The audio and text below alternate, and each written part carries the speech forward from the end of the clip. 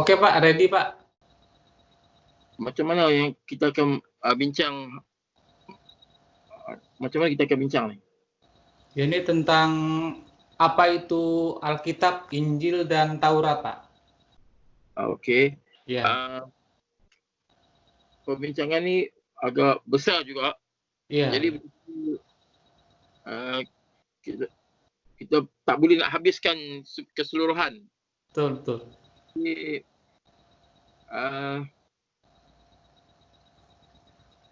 sekarang buat masa ni apa yang kita nak bincang dulu?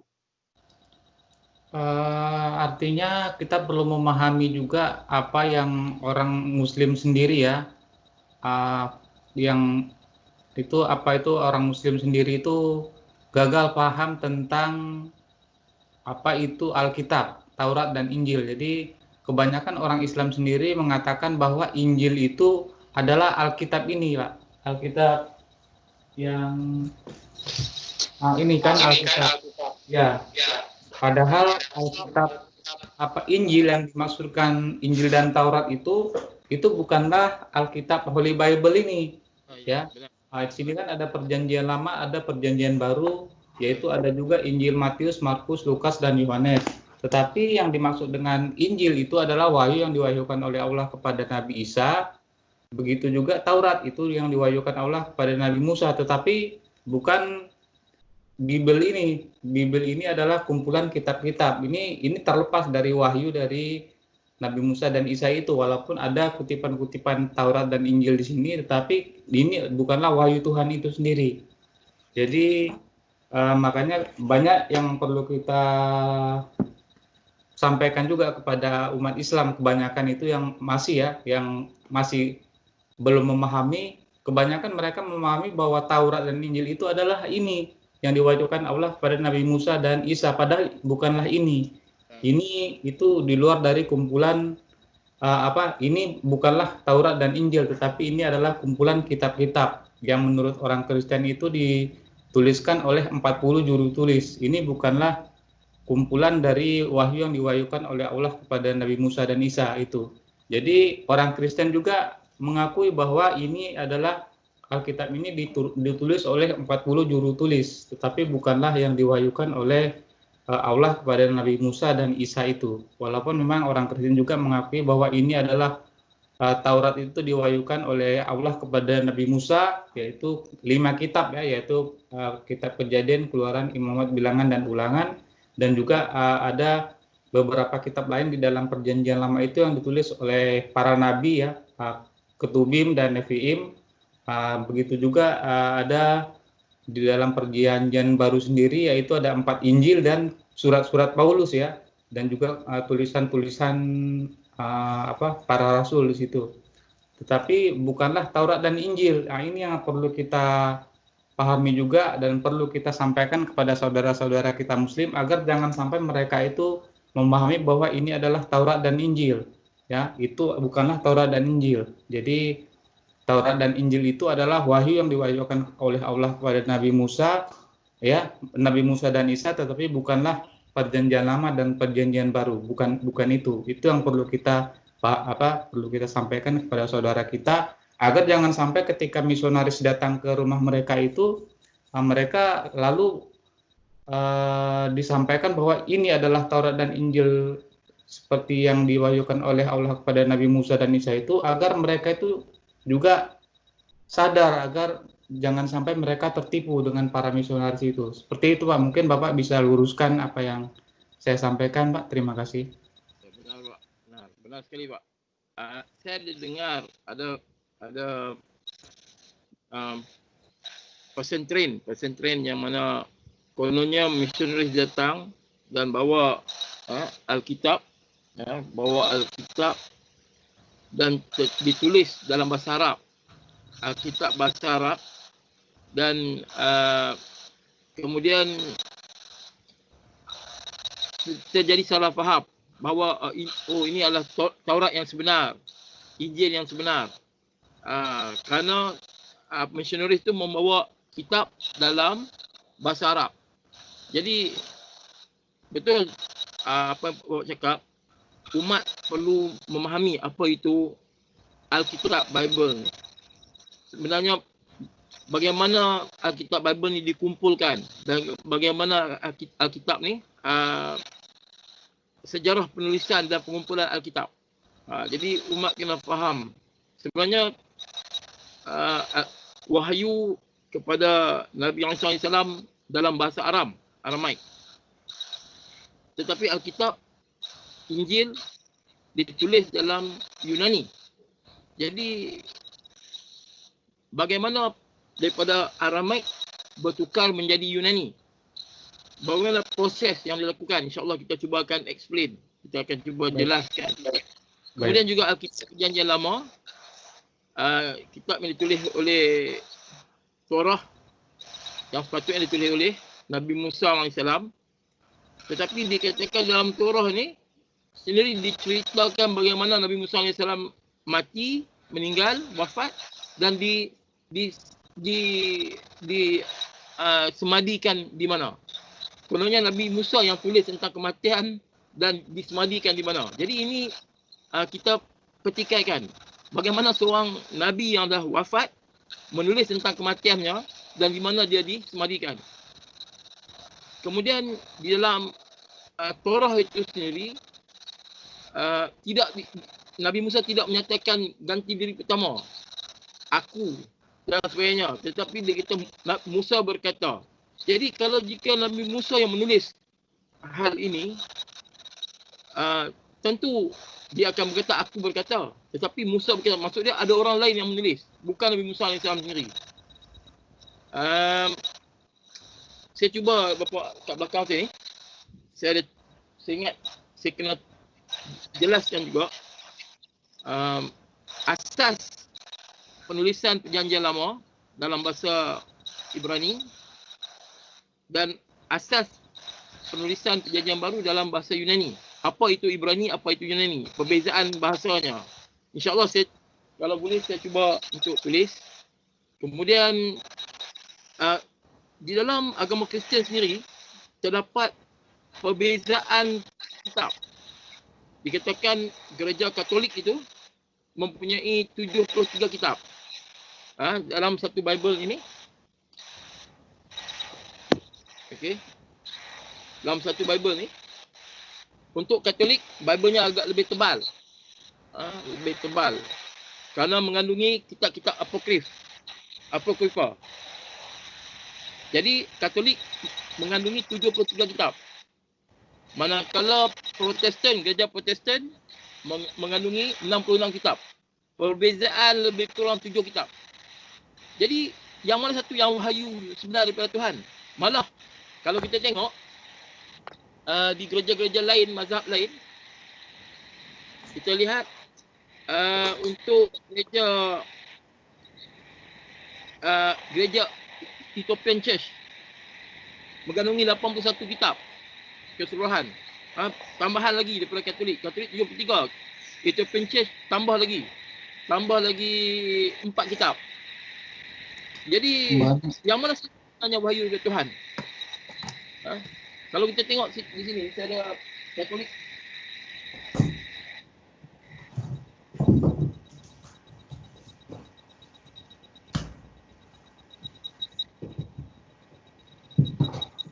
Ini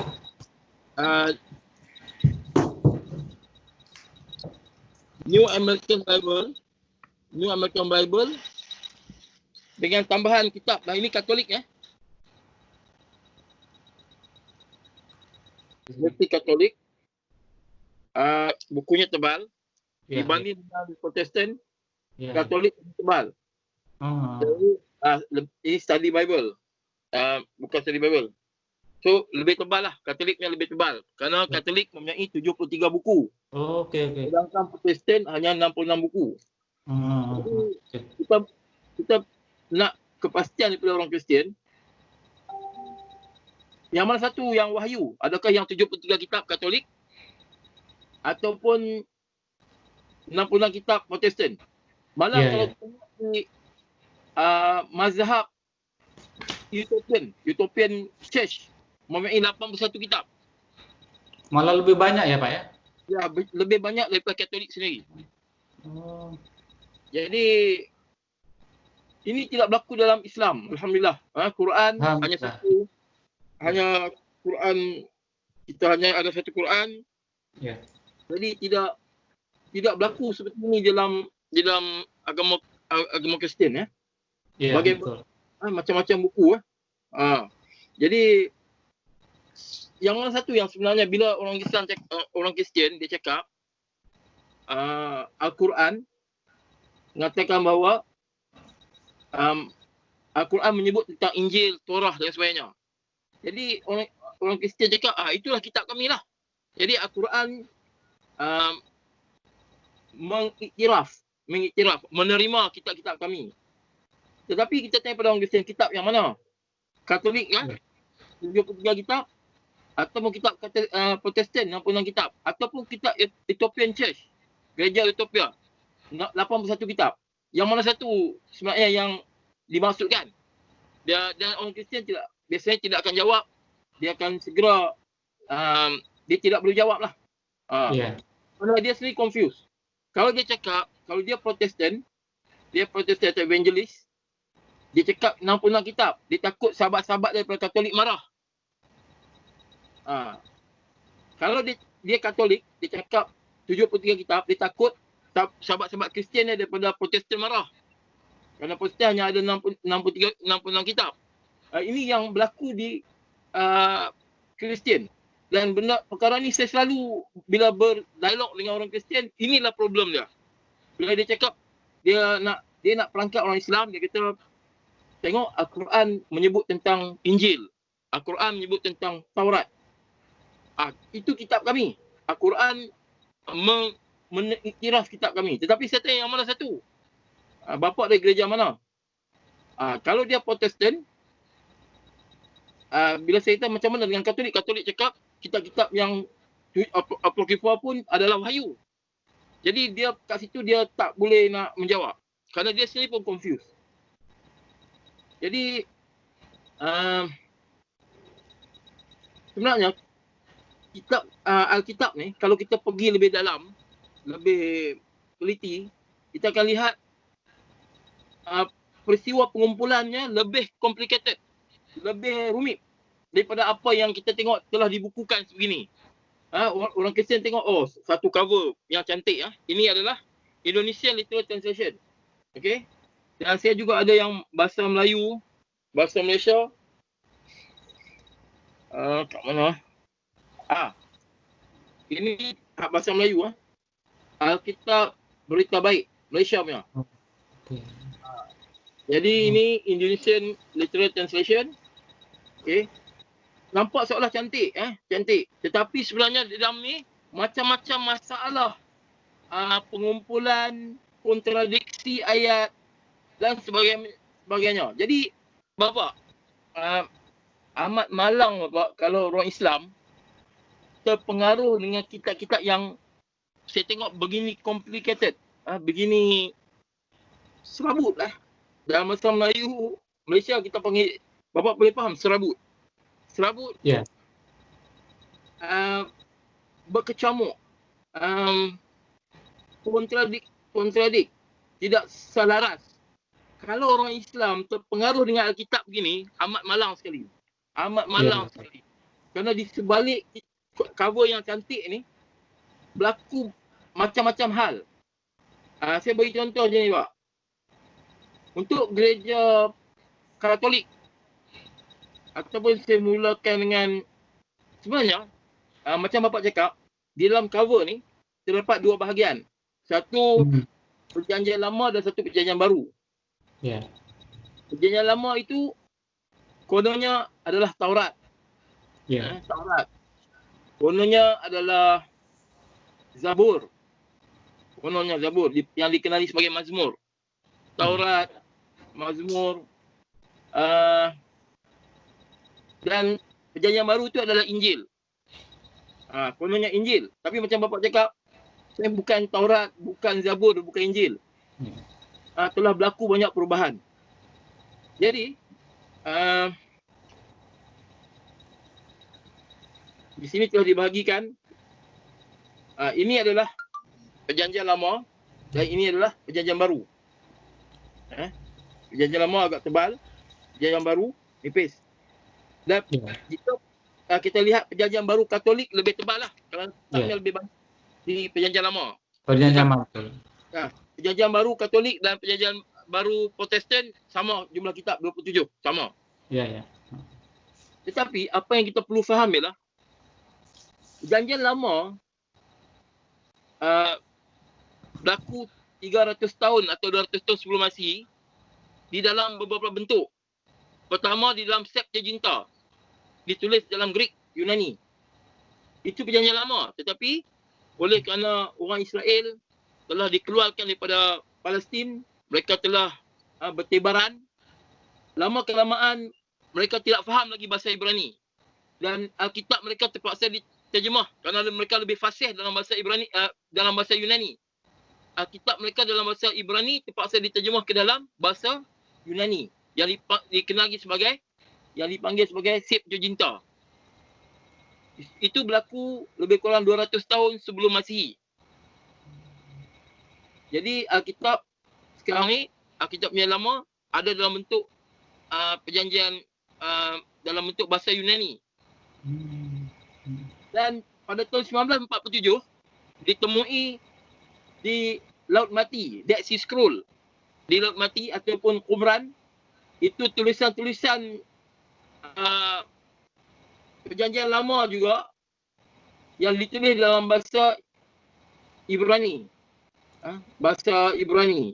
So sekarang perjanjian lama terdapat dalam bentuk Yunani, Septuaginta, dan yang ditemui pada 1947 itu risalah-risalah Qumran ataupun Dead Sea Scroll ditemui di kawasan Laut Mati yang mana ditulis lebih kurang dalam 300 tahun, 200 tahun sebelum Masihi.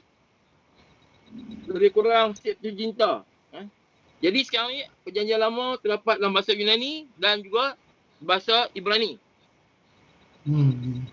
Jadi ada dua jenis perjanjian lama.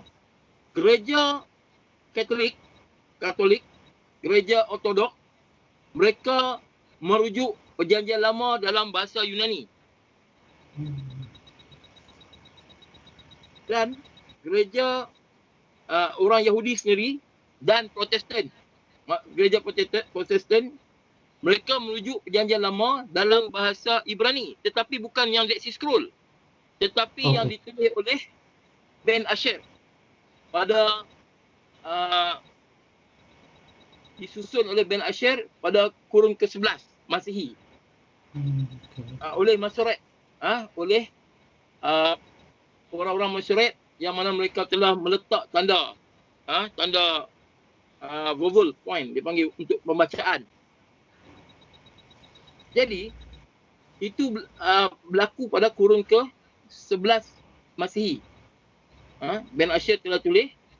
Kemudian 1947 jumpa Dead Sea Scroll.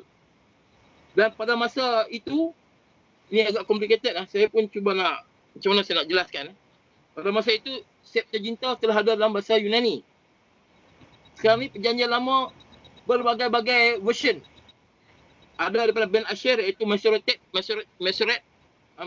Text, dipanggil MT, Masoretic Text yang dipakai oleh orang Yahudi sekarang dan juga gereja Protestan. Kemudian kita sudah ada 3 version lah. 3 version lah. Tolong, ini agak complicated, saya cuba jelaskan. Ortodok, gereja Ortodok dengan Katolik, mereka perjanjian lama mereka merujuk kepada Septuaginta dalam bahasa Yunani yang ditulis lebih kurang 200-300 tahun sebelum Masihi. Maka Alkitab Katolik, ini Alkitab Katolik merujuk kepada terjemahannya, perjanjian lama merujuk kepada Septuaginta.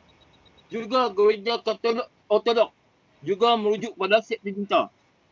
Tetapi untuk gereja Protestan dan orang Yahudi, mereka merujuk kepada terjemahan yang dilakukan atau bukan terjemahan, kitab perjanjian lama yang disusun oleh Ben Asher dalam bahasa Ibrani pada kurun ke-11 Masihi. Jadi di sini Bapak tengok berlaku ada perbezaan rujukan.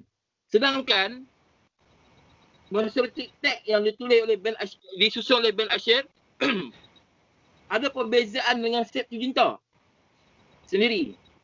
Dan apabila berlaku pada tahun 1947 ditemui Dead Sea Scroll, Dead Sea Scroll pun berbeza dengan Septu Jinta dan berbeza dengan Masyarakat teks MT. Sekarang kau dah jadi complicated.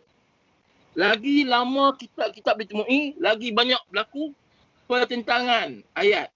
InsyaAllah kalau saya cuba tulis macam mana pentangan ayat berlaku ni, saya akan cuba tulis dalam Ibrani dan juga dalam Yunani. Ya. Jadi, Luar biasa. nampak?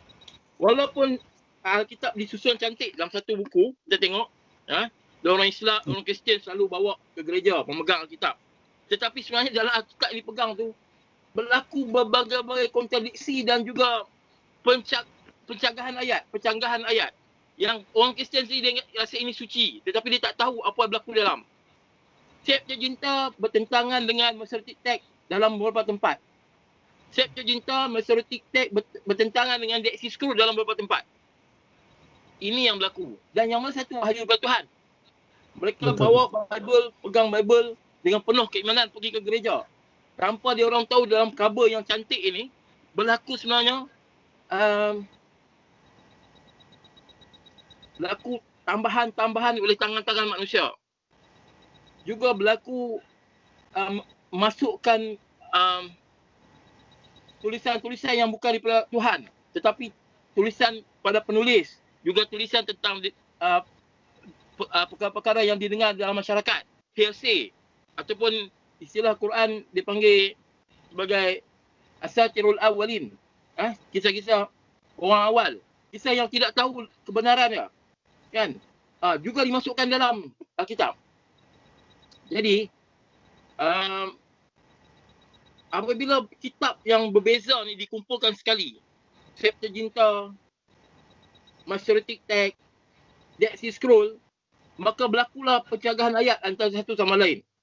Dan kita tidak tahu yang mana yang benar, yang mana satu wahyu daripada Tuhan.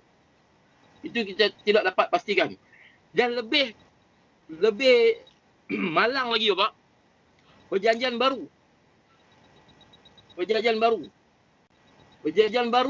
mereka merujuk kepada Septuaginta. Penulisan Perjanjian Baru dalam Yunani merujuk kepada Perjanjian Lama dalam bahasa Yunani. Dan kadang-kadang berlaku kita tengok pertentangan ayat. Contohnya di Matius. Ada Matius mengutip ayat-ayat yang dalam ayat-ayat yang apabila kita rujuk dalam Perjanjian Lama Ibrani tidak ada ayat tu. Kerana mereka rujuk pada Perjanjian Baru, kerana penulis Perjanjian Baru merujuk kepada penulis tulisan Septuaginta. Jadi apabila kita cuba lihat ayat di Matius itu, kita baca di dalam Perjanjian Lama, yang mana Perjanjian Lama itu berasaskan bahasa Ibrani, kita lihat tidak ada di dalam Perjanjian Lama ayat-ayat yang dikutip yang kononnya nubuat dan sebagainya, tidak ada. Begitu juga di Lukas. Kita lihat berapa banyak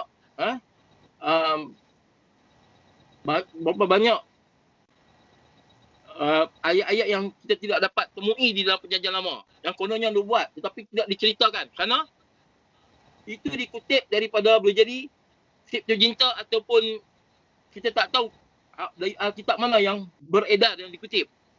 Maka berlaku tidak selaras. Nubuat itu tidak selaras, tidak ada dalam Perjanjian Lama. Contoh tentang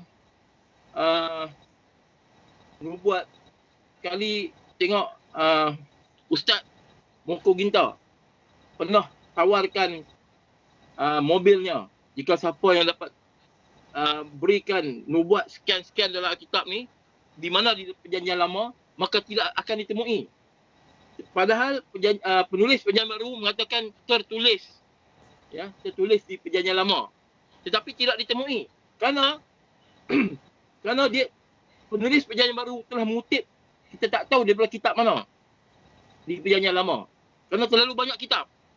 Dan jika dikatakan ditemui lagi kitab mana-mana, akan lebih rumit lagi keadaan. Akan lebih menambah rumit lagi keadaan kitab-kitab perjanjian lama. Saya tengok Pak, saya tunjuk satu contoh kat sini. InsyaAllah. Boleh Pak, saya teruskan Boleh Pak, silakan Pak. Ya, betul. Menarik Pak, menarik. Saya tunjuk satu contoh berlaku pertentangan. Dan satu lagi saya lupa Pak. Perjanjian lama selain daripada Septuaginta dalam bahasa Yunani 300 tahun sebelum Masihi, Dead Sea Scroll dalam bahasa Ibrani 300 tahun sebelum Masihi, tetapi baru ditemui 1947. Kemudian terdapat juga daripada Masoretic Text Ben Asher yang dikumpulkan dan diletak tanda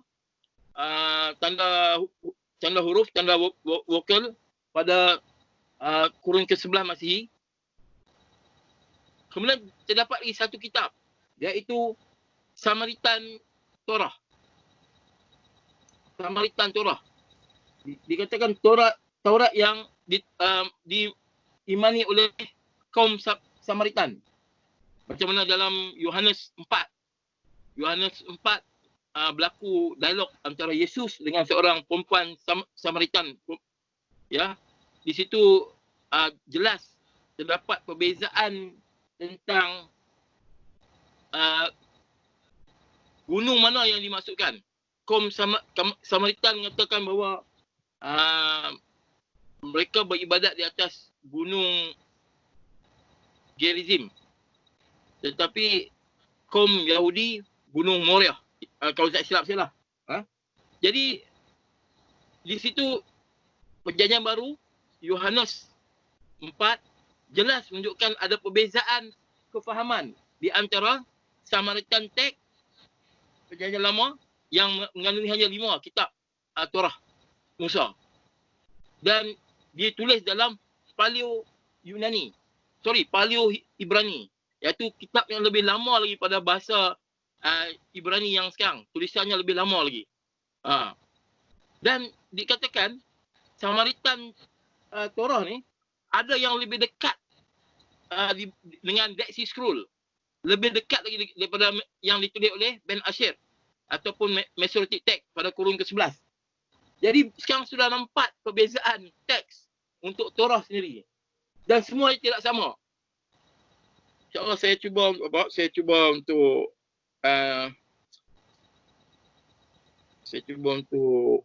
bagi contoh ya Pak. Saya bagi contoh insyaAllah. Ya. Bismillah. Ya.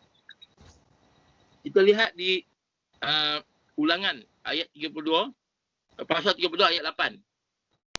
Yeah. Okey, di terjemahan baru, saya baca oleh terjemahan baru. Ketika Sang Maha Tinggi membahagi-bahagikan milik pusaka kepada bangsa-bangsa, ketika ia memisah-misah anak-anak manusia, maka ia menetapkan wilayah bangsa-bangsa menurut bilangan anak-anak Israel. Okay. Perkataan anak-anak Israel ini adalah menurut Masoretic Text yang ditulis oleh Ben Asher pada kurun ke-11 Masihi. Tetapi contoh versi Bible yang merujuk kepada Masoretic Text yang ditulis oleh Ben Asher adalah seperti New American Standard Bible. New American Standard Bible merujuk menggunakan anak-anak Israel. Kerana dalam Masoretic Text tertulis anak-anak Israel. Di sini tertulis, saya baca Bani Israel. Bani Israel. Okey. Kalau dalam bahasa Ibrani, Masoretic Text tertulis Bani Israel. Tetapi kalau kita tengok version ESV, Bible version ESV, dia merujuk kepada Dead Sea Scroll. Ayat yang sama, ulangan pasal 30 ayat 8 di dalam NIV ya Pak ya? ESV. Oh, ESV. Oh, ESV. ESV.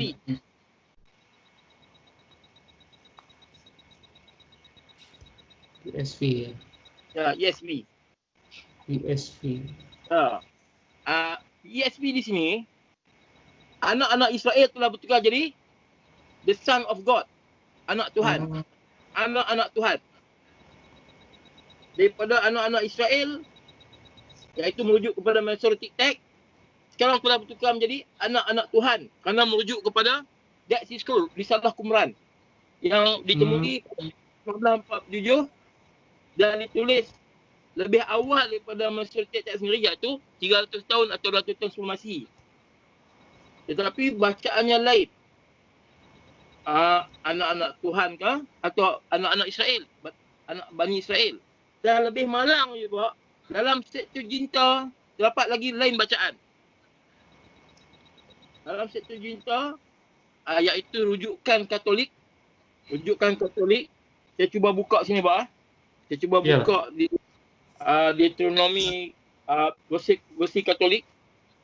Saya tak pasti sama ada dia ni. Saya nak cuba rujuk tengok versi Katolik.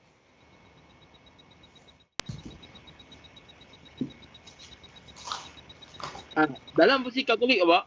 Dikatakan sebagai angel of God. Malaikat Tuhan tak? Itu merujuk kepada Septuaginta. Septuaginta menulis anak-anak malaikat Tuhan.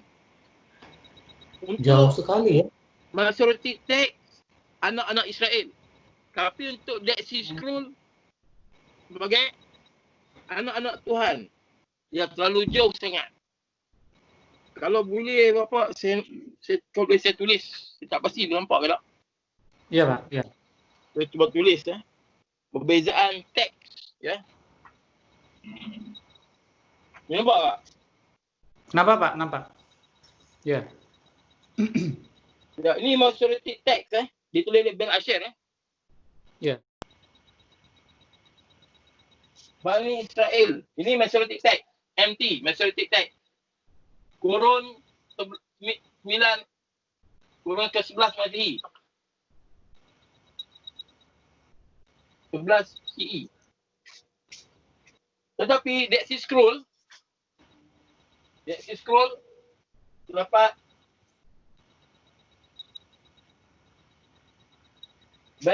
Bani Elohim.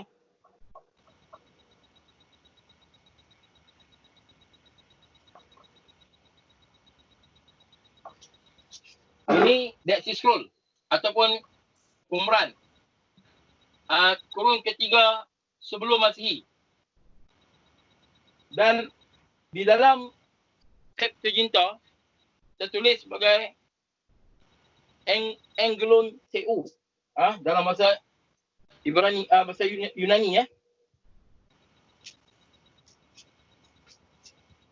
Kita tak nampak dah, Pak.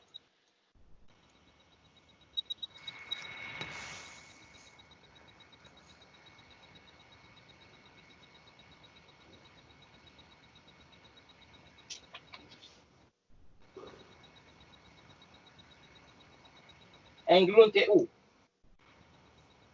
Yang ni dalam Septuaginta. Yang ditulis lebih kurang 200 sebelum Masihi. Ya. Ini adalah Bani Israel. Ya. Ya. Contoh dia adalah yang gunakan ni adalah New American Standard. Oh, New American Standard ya. Oke. Bani Elohim Iya. tetapi yang merujuk ni adalah ESV. ESV, Standard Version ya. ESV ya. Iya. International Standard Version ya.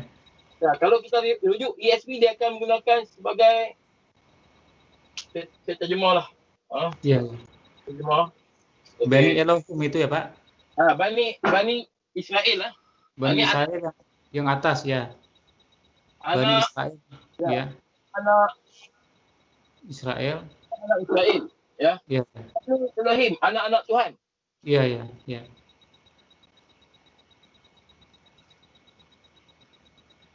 Dan ini Angelon CU. Anak-anak iya. malaikat-malaikat Tuhan. Malaikat-malaikat Tuhan, ya, ya. Tuhan. Hmm.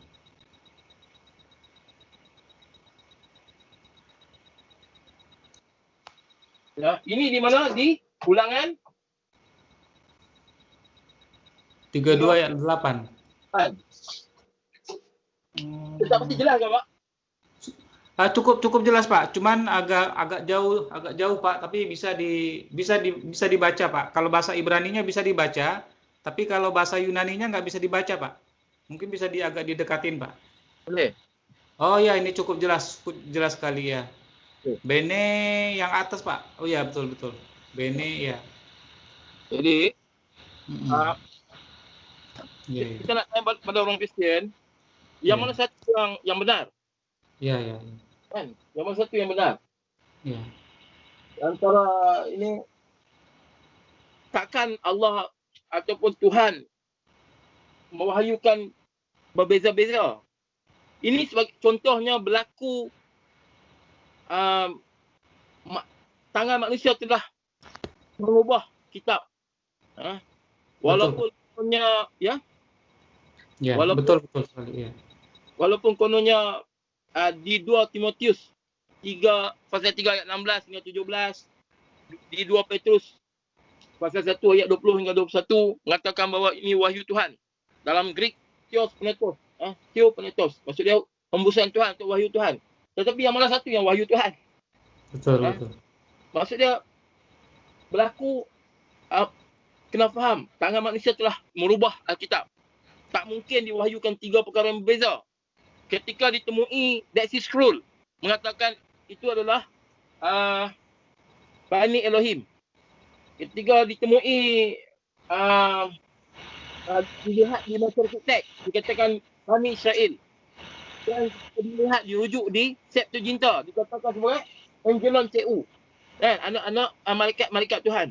Jadi ini contoh Bapak yang mana dikatakan berlaku perubahan ayat. Dan pastinya ini bukti bahawa Alkitab telah dirubah. Itu baru satu bukti, Pak. Kita boleh tunjuk banyak lagi bukti-bukti lain. Betul. Ya. Bilangan kitab sudah berbeza. Antara Katolik 73 kitab dengan Protestan 66 kitab. Yang mana satu yang sebenarnya, yang betul? Jadi orang Islam yang mana tertarik dengan telah menjadi murtad dengan agama Kristian ni, dia telah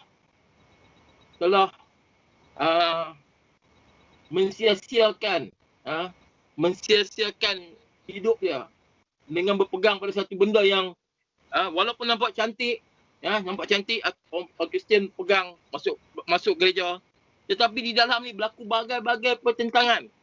Boleh rujuklah, kalau kata ini omongan kosong, boleh rujuk di New American Standard. Bacaannya adalah anak-anak The Son of Israel. Kalau pergi ESV, The Son of God. Ya. Dan kalau kitab di kitab-kitab Katolik, malaikat-malaikat Tuhan. Jadi sedih dengan agak kesal apa?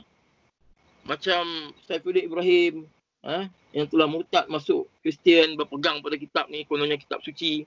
Tetapi dia sendiri tidak faham tentang apa berlaku pada bagaimana pengumpulan Alkitab. Bagaimana sejarah tulisan Alkitab dan pengumpulan Alkitab yang begitu rapuh, yang begitu tidak pasti. Kan? Dia telah gadaikan iman pada agama yang benar, Al-Quran yang sempurna, maha sempurna. Dia berpegang pada kitab yang tidak pasti yang mana satu yang benar. Ini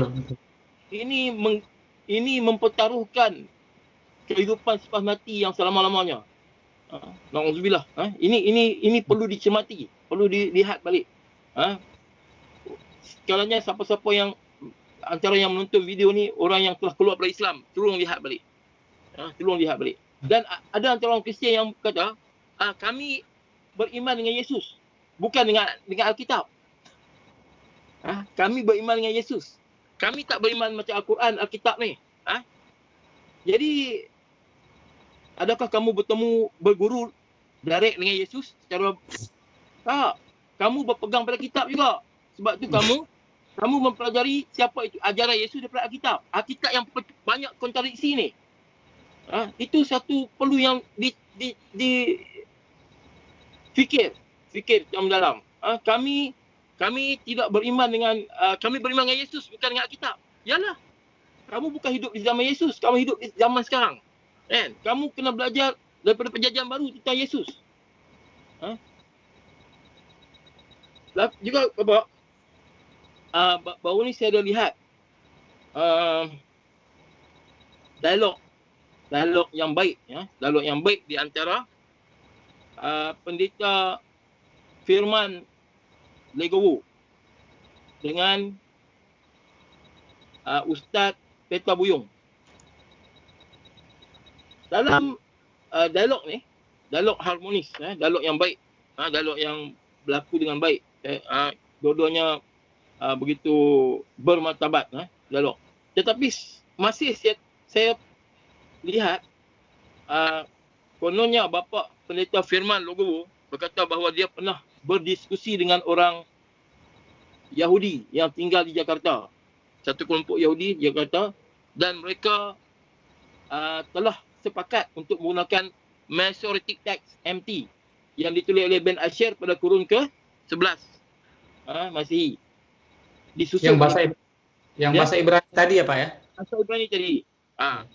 Kerana mengikut kata bapa Firman, pendeta Firman Legowo, itulah yang dimaksudkan oleh Yesus. Maksudnya Yesus pada ayat pada Lukas. Ini menarik Pak. Kata bapa pendeta Legowo, Lukas pasal 24 ayat 27. Lukas pasal 24 ayat 27. Kata bapa Firman Legowo, mengatakan bahawa Yesus mengiktiraf perjanjian lama yang ada pada orang Yahudi.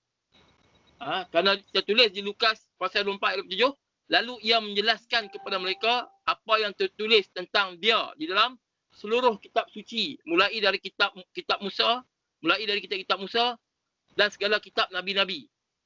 Jadi menurut pendapat pendeta Firman Legowo, lihat Yesus sendiri mengiktiraf Alkitab yang ada di tangan Yahudi. Iaitulah Masoretic Text kononnya. Saya jadi agak lucu Pak. Kenapa? Yesus hidup di kurun pertama Masihi. Padahal Masoretic Text disusun pada kurun 11 Masihi. 11 tahun selepas Yesus. Ya. Jadi 11 abad. Dia sendiri bapa pendeta Firman saya tidak faham bahawa Masoretic Text itu sebenarnya ditulis selepas Yesus.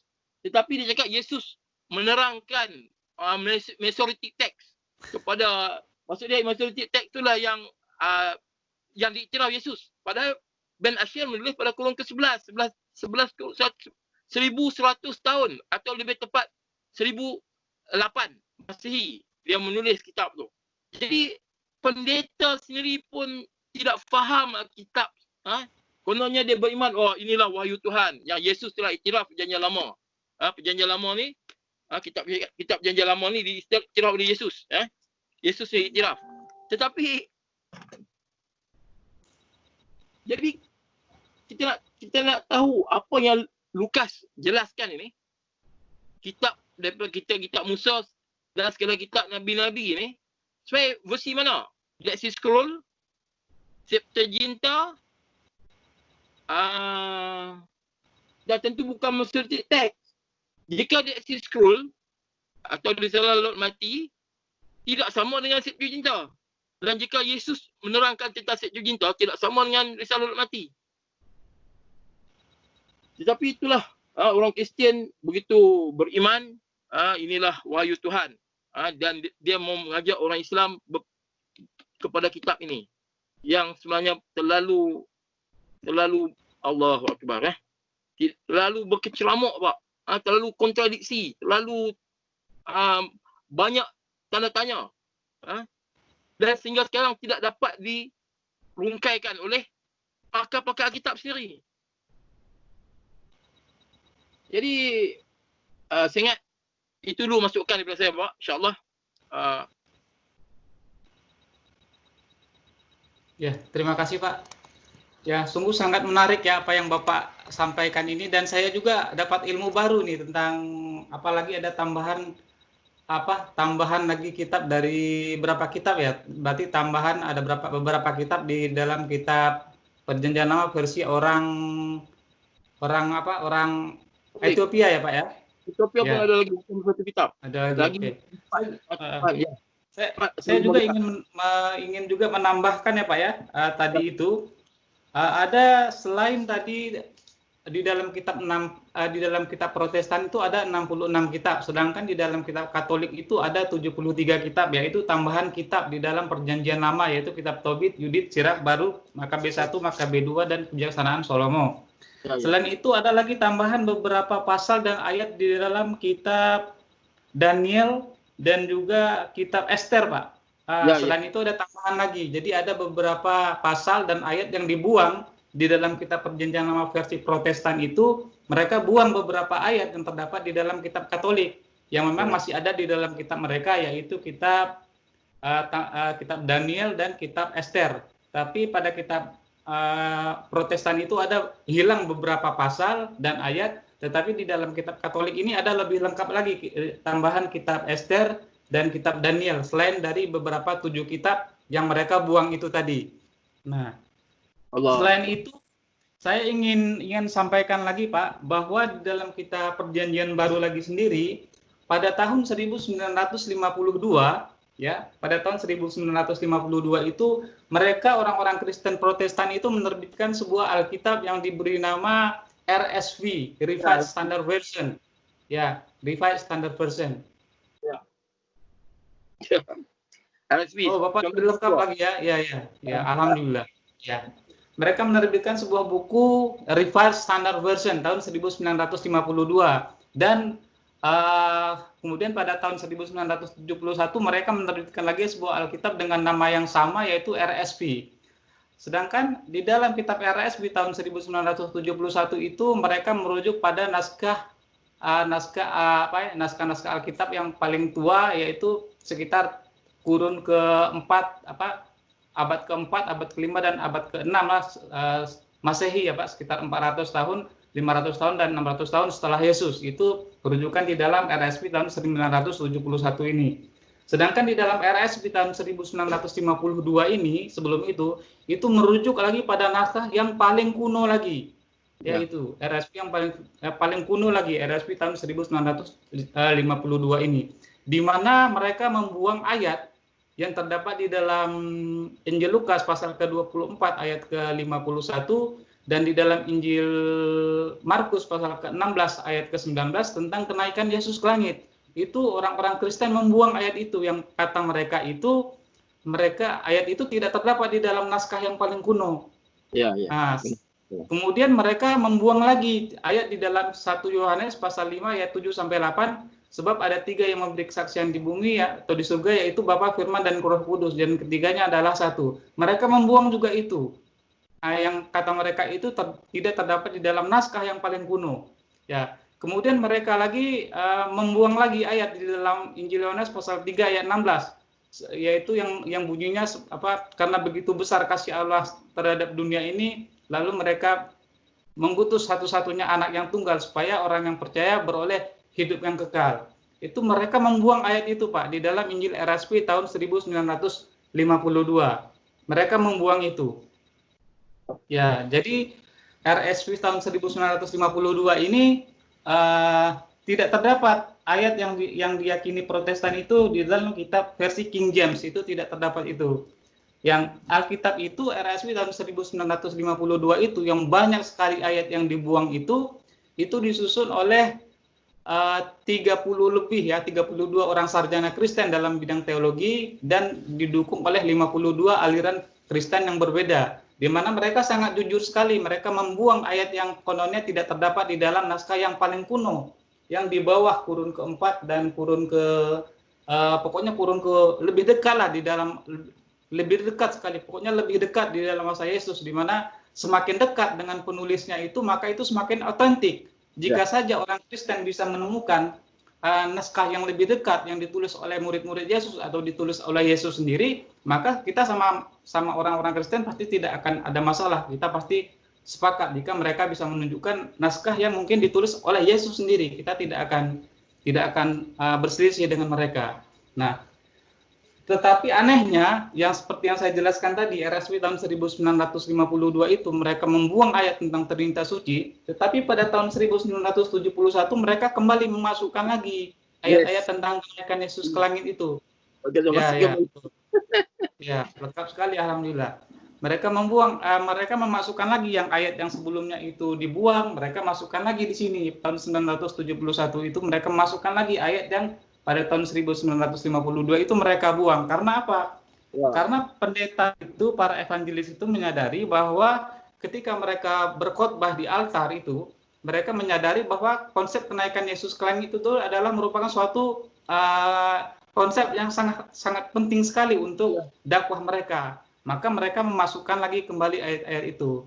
Jadi itulah sangat luar biasa ketika perjanjian lama ya, ketika kitab Katolik dan Protestan itu, di mana umat Protestan membuang 7 kitab yang terdapat di dalam kitab Katolik ini, kemudian di dalam perjanjian baru lagi itu ada tambal sulam ya, di mana yang seperti yang saya jelaskan tadi itu pada tahun 1952 itu mereka membuang ayat yang sudah saya jelaskan tadi tentang kenaikan Yesus ke langit, kemudian tentang Trinitas Suci dan yang lain-lain. Kemudian pada tahun 1971 mereka memasukkan lagi. Itulah malangnya yang dialami oleh orang Kristen. Jadi sungguh sangat luar biasa sekali pada saat ketika Bapak menjelaskan tentang Alkitab yang terlalu banyak percanggahan ayat ya, campur aduk. Kemudian dilengkapi lagi bukti-bukti oleh Al-Quran bahwa mereka sudah merubah-rubah dan sudah merubah-rubah Alkitab itu dibuktikan lagi dengan RSV yang sudah saya jelaskan tadi tahun 1952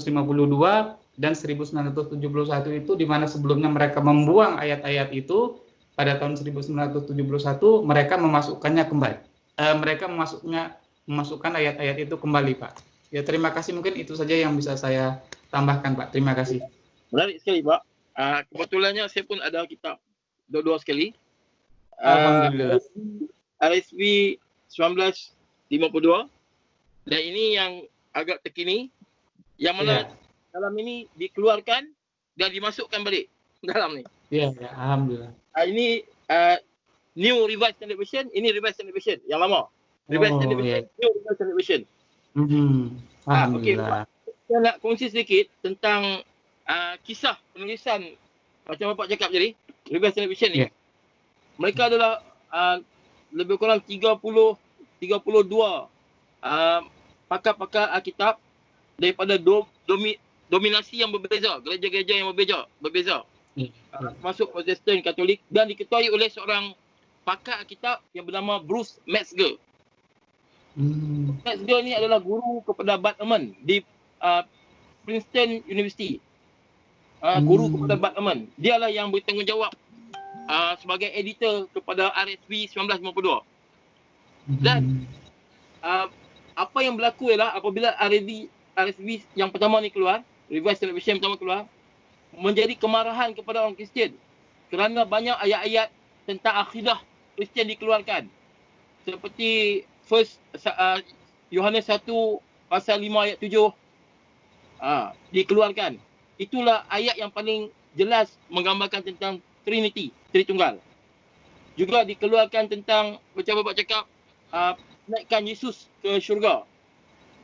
Di antara di Markus pasal 16 ayat 9 hingga 20 dikeluarkan.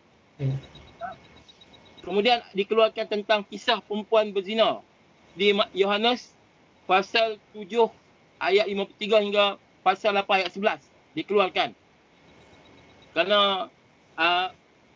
Kerana tidak ada di dalam teks perjanjian lama dalam bahasa Yunani, iaitu Codex Sinaiticus, iaitu yang ditulis pada kurun keempat Masihi, dan juga Codex Vaticanus yang ditulis juga lebih kurang pada kurun keempat Masihi. Kerana kisah-kisah ni tambahan pada akhir Markus tidak ada dalam kodek ni. Kalau apabila ditemui kodek ni di satu sekolah Kristian di Sinai, di padang pasir Sinai, iaitu kodek Sinaiticus, mereka lihat ayat-ayat ni tidak ada di naskah kuno ni. Jadi itu adalah tambahan. Mereka telah keluarkan. Malangnya apa? Alkitab yang paling komplit adalah pada kurun keempat, iaitu 400 tahun selepas Yesus, iaitu Codex Sinaiticus ni. Dan belum ditemui lagi yang lebih kuno dari itu. Yang ada pun pada lebih kurang kurun kedua Masihi, tapi sebesar kredit kad kecil lah, yang dipanggil sebagai Papyrus 52 ataupun Raylan Papyrus. P dipanggil P52, kod 52, tetapi sebesar kad kredit saja. Hanya ada lebih kurang 7 baris depan dan belakang. Jadi tidak banyak yang kita boleh belajar. Tetapi yang paling komplit adalah yang ditemui pada kurun keempat Masihi, iaitu Codex Sinaiticus dan Codex Vaticanus di Vatican Rome. Tapi apabila dilihat, banyak ayat-ayat tambahan. Ayat-ayat tambahan telah masuk, dan bila dilihat pada Codex Sinaiticus tidak ada ayat-ayat yang saya cakap tadi. Akhir Matius pasal 16 ayat 9 hingga 20. Kemudian tentang kisah perempuan berzina, Yohanes 7 ayat 53 hingga 8, pasal 8 ayat 11. Kemudian juga di 1 Yohanes 5:7 tidak ada. Jadi apa yang berlaku ialah orang Kristian sangat marah pada 30 orang pakar Alkitab yang membuat RSV, dan mereka telah bakar Alkitab ni. Bruce Metzger di dalam pejabatnya di Universiti Princeton telah simpan hasil Alkitab yang terbakar ni di dalam ofisnya sebagai kenangan. Ini diceritakan oleh Bud Ehrman bahawa terdapat naskah RSV yang terbakar di dalam pejabat Bruce Metzger sebagai kenangan yang orang Kristian marah. Dan macam orang Kristian tuduh 30 orang pakar-pakar kitab yang menterjemahkan ni sebagai kufur.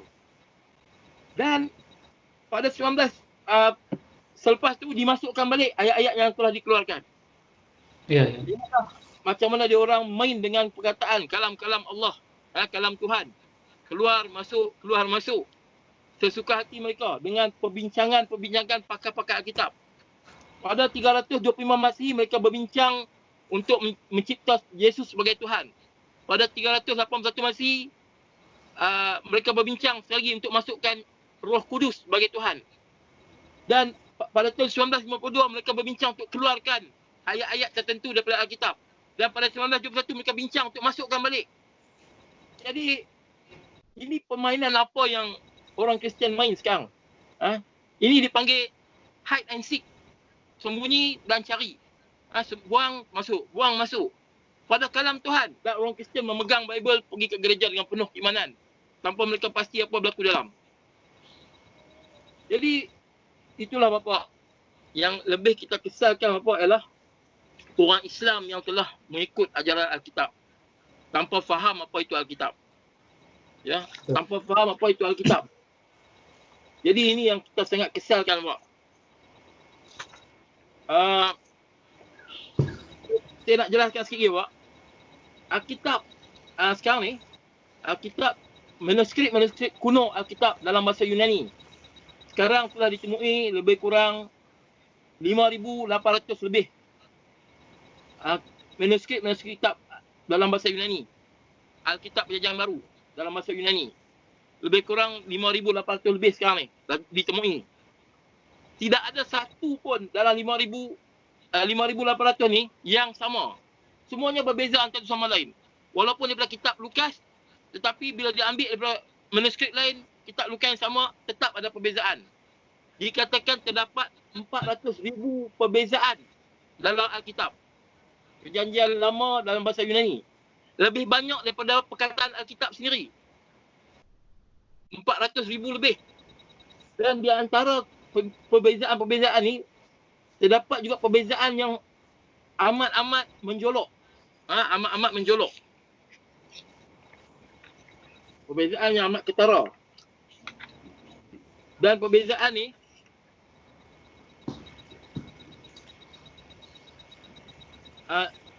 saya bagi contoh apa? Terdapat juga dalam 5,800 manuskrip ni ada ayat-ayat yang langsung tidak dapat dibaca. Manuskrip mana pun tidak ada ayat ni. Maksudnya tidak dapat dibaca kerana papirus bahan yang mudah rosak. Ditulis atas papirus bahan yang mudah rosak. Codex Vaticanus dan Codex Sinaiticus itu tak tulis atas papirus. Ditulis atas vellum. Vellum ni adalah kulit binatang. Jadi dia lebih tahan. Sebab tu sampai sekarang masih ada. Tetapi sebelum tu, sebelum kurun keempat, semua ditulis di atas papirus. Satu jenis tumbuhan yang tumbuh di Sungai Nil, Mesir. Saya pun ada contoh sini papirus, Pak. Tapi tulis Quran lah. Ada contoh. Yeah. Jadi, oleh kerana bahan tu mudah rosak, maka banyak ayat-ayat yang hilang. Termasuklah ayat 1 Petrus pasal 3 ayat 19. 1 Petrus pasal 3 ayat 19 ni tidak ditemui. Di mana-mana manuskrip pun semua rosak, tidak ditemui. Apa yang berlaku ialah di sini pakar-pakar kitab telah duduk dan berbincang. Mereka telah namakan sebagai satu conjectural amendation. Maksudnya mereka mencipta agak-agak ayat ni perkataan apa di sini dan mereka tercipta perkataan tu dan letaklah kitab sampai sekarang. Bayangkanlah pakar kitab sendiri mencipta kerana benda tu hilang. Mereka agak apa yang terbaik. Kalau kita baca di sini ialah di 1 Petrus. 1 Petrus ayat 3 pasal 3 ayat 19. Dan di dalam roh itu juga ia pergi memberitakan Injil kepada roh-roh yang di dalam penjara. Ini yang orang Kristen cakap, Yesus apabila disalib, mati, dia telah pergi ke penjara untuk membebaskan roh-roh. Padahal ayat ni adalah ayat yang tidak dapat dijumpai dan mereka telah mencipta ayat ni. Pakar-pakar kita telah mencipta dan menulis dalam bahasa Yunani. Inilah kemudian dijadikan sebagai akidah bahawa Yesus telah membebaskan roh-roh di dalam maksudnya roh-roh orang-orang yang hidup sebelum Yesus. Padahal itu adalah ciptaan mereka sendiri. Dan juga kalau kita tengok ada satu ayat dalam Alkitab, jika macam mana apa? Ini adalah tulisan Bruce Metzger. Semua kontradiksi dalam Perjanjian Baru dibubuh, diletakkan dalam ni. Apa saja kontradiksi dalam Perjanjian Baru diletakkan. Ini satu kitab yang penting untuk kita kaji. Di dalam Wahyu pasal 2 ayat 9. Menurut Bud Ehrman, ayat ni berlaku kontradiksi bacaan.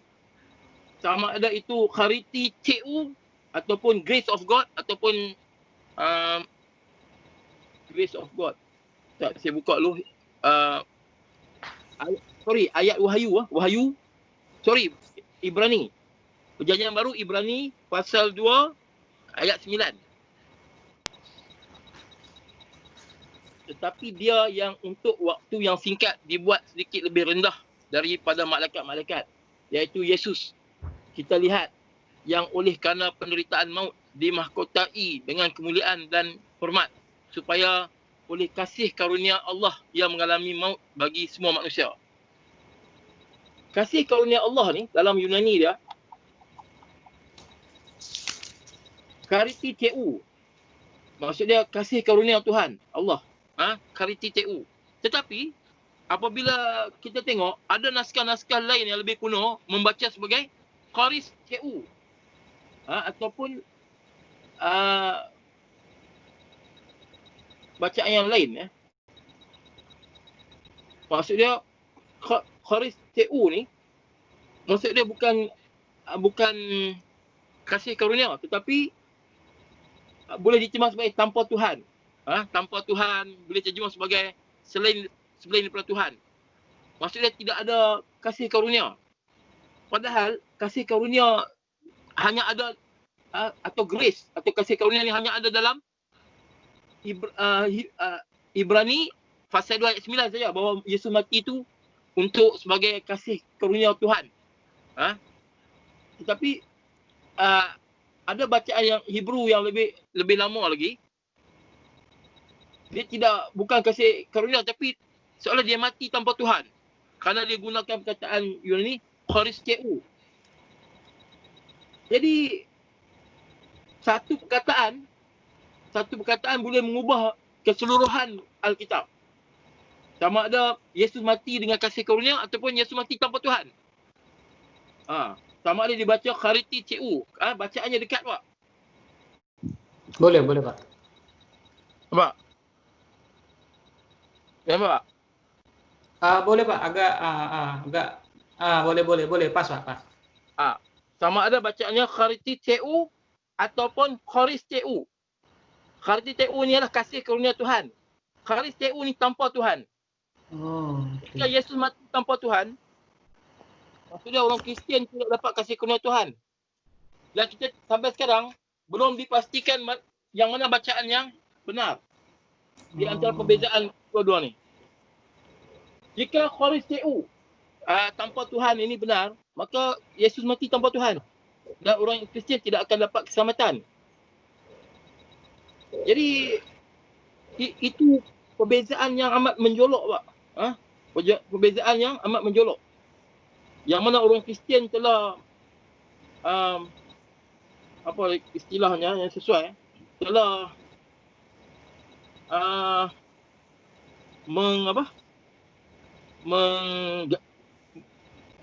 ambil resiko untuk beriman kepada benda yang tak pasti. Kalau charititeu, maksudnya mati dengan kasih karunia Tuhan. Tapi kalau ayat yang sebenar adalah choristeu, katanya dekat-dekat, Pak. Maka mati tanpa Tuhan. Jadi begitu banyak kontradiksi dalam Alkitab, sehingga dijadikan buku. Ini dipanggil textual criticism. Pengajian textual criticism tentang perbezaan-perbezaan Alkitab. Ayat-ayat yang berbeza. Apa yang kemudian diterangkan pula ada 4 standard. Standard. Ayat ni dipercayai ayat yang benar. B, sedikit keraguan. C, keraguan yang lebih banyak. D, sangat meragukan. Ini perkataan Tuhan tetapi ditentukan oleh pakar kitab. Yang mana yang benar, yang mana yang ragu-ragu. Saya boleh tunjuk di sini, Pak. Ini ada textual criticism.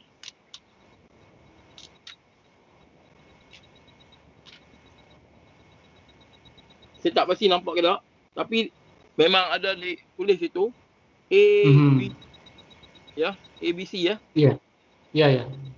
Jadi manusia pula yang letak ayat ni ya benar, ayat ni ragu, ayat ni lebih ragu, ayat ni sangat meragukan. Berbeza dengan Islam, Allah telah Allah telah cabar, datangkanlah Quran ataupun carilah kesalahan Quran. Bapak, tidak ada satu buku kat muka bumi, Bapak, muka bumi, Bapak, penulis mencabar di pengenalan, carilah kesalahan dalam buku aku. Cari kesalahan. Tidak ada, Pak. Tidak pernah berlaku dalam dunia ni, daripada dunia ciptakan sampai sekarang ni, insya-Allah sampai kiamat pun, tidak ada penulis yang berani mencabar, carilah kesalahan dalam buku. Walau dia profesor, Pak. Walaupun dia pakar macam mana pun. Doktor, profesor. Tetapi tidak mungkin dia akan mencabar penulis, pembaca-pembacanya cari kelemahan. Malah ditulis kiranya terdapat kesalahan, beritahulah kepada saya. Kan? Tetapi Al-Quran berbeza, Pak. Allah cabar, cari kelemahan. Kat mana kesalahan? Cari. Itu perbezaannya. Tetapi Alkitab begitu banyak kesalahan sehingga dibuat buku. Dan buku ni agak mahal, Pak. Hampir RM200 Malaysia. Oh ya. Ya. Nipis. menceritakan tentang kesalahan-kesalahan atau keraguan-keraguan dalam Alkitab. Yang mana orang Islam sekarang murtad dan masuk mengambil keraguan-keraguan ni. Membeli, itu di Quran kata, membeli dengan harga membeli kesesatan. Membeli kesesatan dengan harga yang mahal. Jadi saya rasa insya-Allah itu saya masukkan, saya buat masa Baik, ini. Pak. Baik. Terima kasih, Pak. Cukup sangat menarik sekali atas kajian kita pada hari ini. Sangat menarik sekali. Dan ingin saya juga, mungkin ketika orang-orang Kristen melihat video kita ini, barangkali mungkin mereka juga pasti mereka diliputi suatu fakta yang mengejutkan sekali, bahwa di dalam Alkitab mereka itu ternyata nilai historisnya sangat luar biasa, terlalu banyak sejarah yang mengubah-ubah isi Alkitab sendiri. Ya, isi Alkitab yang tambal sulam, dibuang di sana lalu dimasukkan lagi. Jadi itu sungguh sangat luar biasa, agar orang-orang Kristen itu mau berpikir dan menggunakan akalnya itu untuk mencari, untuk betul-betul belajar, agar jangan sampai mereka jangan terjerumus ke dalam kesesatan. Dan bagi orang-orang Muslim yang sudah murtad, ya, yang kononnya mereka berjumpa dengan Yesus apa segala macam, itu adalah merupakan suatu kebodohan, dan tangan-tangan setan itu sangat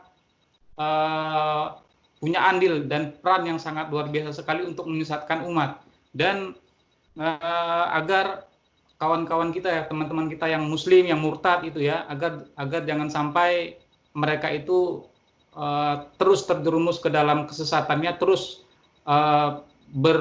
bermain-main ke dalam kesesatannya, seolah-olah apa yang mereka yakini itu adalah firman Tuhan.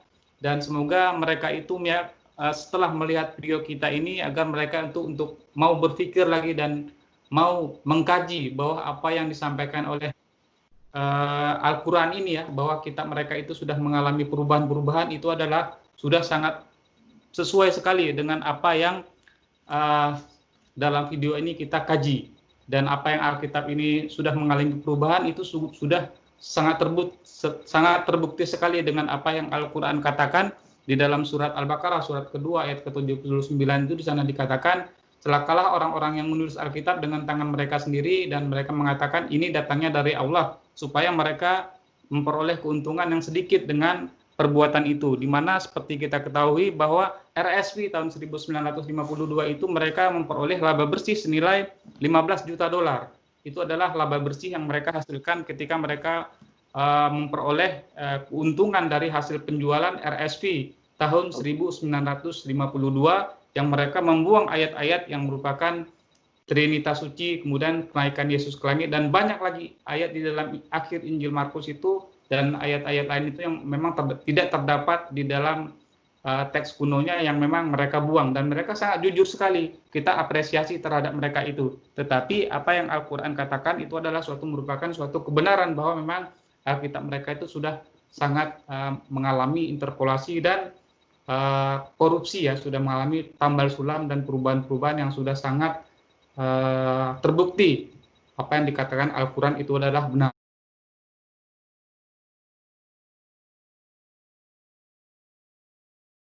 Bateri pun nak habis, saya tambah sikit tentang Al-Quran jadi. Al-Quran itu dalam sab'ah qiraah. 7 bacaan yang berbeza. Kerana terdapat bahasa perbezaan lurah di antara kabilah-kabilah Arab, bahasa-bahasanya berbeza. Ada satu perkataan tertentu dalam kabilah ini lelaki, tetapi perkataan yang sama dalam kabilah itu perempuan. Sebab itu perbezaan ini menyebabkan Al-Quran ini diturunkan wahyu dalam 7 qiraat bacaan. Contoh dia, kalau kata saya nak tulis buku, jika kita dalam English color, warna. Kalau saya nak tulis versi Amerika, saya akan tulis COLOR, color. Tetapi kalau saya nak pasarkan buku saya ke United Kingdom, ke British, England, saya akan tulis versi COLOUR. Perbezaan, di situlah maksudnya perbezaan wahyu Tuhan ni diturunkan dalam 7 qiraat yang berbeza untuk supaya kefahaman daripada kabilah-kabilah Arab yang ada perbezaan bahasa dia. Bukanlah maksud dia versi. Tak. 7 tu adalah wahyu Allah sendiri dan diiktiraf oleh Nabi. Ketika berlaku perbezaan bacaan antara seorang sahabat dengan Saidina Umar, mereka telah pergi bertemu dengan Nabi SAW dan Nabi beritahu dua-dua bacaan benar. Dua-dua bacaan benar kerana itulah perbezaan. Kadang-kadang ada ayat yang berbeza dan sebagainya antara lugat Arab lain dan berbeza lugat antara kabilah Arab bahasanya. Maka sebab tu Al-Quran diturunkan supaya orang Arab faham, supaya tidak berlaku kekok tentang satu perkataan di bahasa Arab ni lelaki tetapi di bahasa lain menjadi perempuan. Itu grammarnya atau nahu bahasa. Sebab itulah Al-Quran ni maha luas. Allah turunkan dengan luas supaya dapat faham oleh orang-orang yang orang Arab jadi. Jadi bukan kontradiksi macam Alkitab. Ya, itu Pak. Betul Pak. Ya. Saya punya bateri pun sudah nak habis Pak. Jadi insya-Allah kita akan lanjutkan lagi Pak tentang ni. Menarik Pak. Terima kasih. Saya pun belajar banyak daripada Bapak. Terima kasih Pak. Saya sangat berterima kasih, dapat sekali ilmu, sangat banyak sekali ini, banyak sekali informasi yang saya dapatkan dari Pak Fauzi, luar biasa. Alhamdulillah, terima kasih Pak. Ya, sama-sama Pak, kita membagi-bagikan ilmu. Baik Pak, sampai ketemu Pak. Baik Pak, sampai ketemu Pak ya. Terima kasih banyak Pak. Terima kasih Pak Fauzi. Ya, Assalamualaikum warahmatullahi wabarakatuh.